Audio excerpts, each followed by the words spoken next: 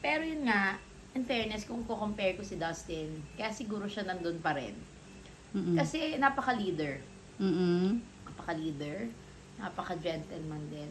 Alam niya ang babae. Yes. Doon siya, naintindihan ko bakit nag-issue nga bill si Bianca. Mm-mm. Parang ito naman si Bianca, first time bakla. Diba? First time lalaki, kasama lalaki. Kaya ganyan, ang hirap eh.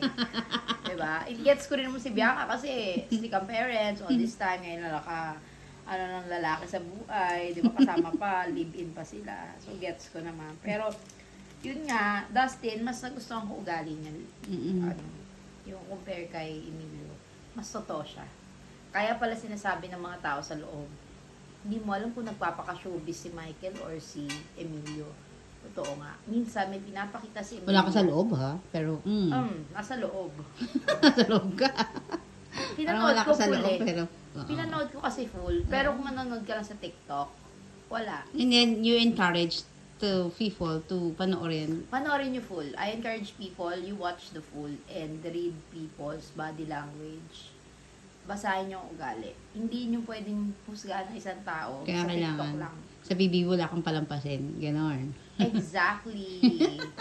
Kailangan sa PBB, tutukan to. Wala kang palalagpasin. Pag live, manood ka na agad. Yes. Bigyan mo ng oras to die. Okay? Sa iWant TV, always watching. Start po niya is 10 p.m. So, I hope everyone would watch. Nag-promote. Yun yung purpose. Big brother, baka naman. Kaya naman, makapasok din ako.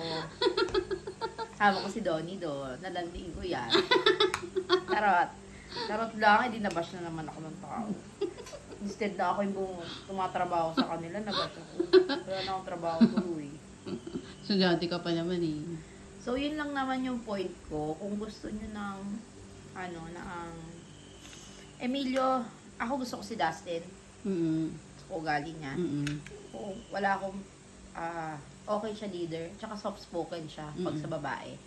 Parang willing, alam niya eh, yung needs ng babae.